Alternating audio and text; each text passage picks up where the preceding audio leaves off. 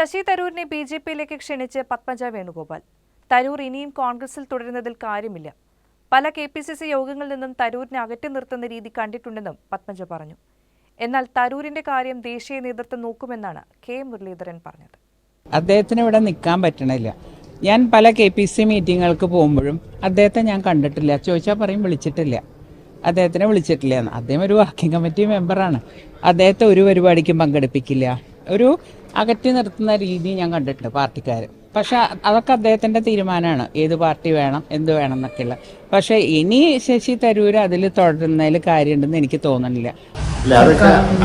അതൊക്കെ ഹൈക്കമാൻഡ് നോക്കുക ആ കാര്യങ്ങൾ. അദ്ദേഹം ദേശീയ വർക്കിംഗ് കമ്മിറ്റി അംഗമാണ്. അപ്പോൾ ആ കാര്യങ്ങളൊക്കെ ദേശീയ നേതൃത്വം അക്കാര്യത്തിൽ നോക്കി വേണ്ട പോലെ തീരുമാനം എടുക്കും.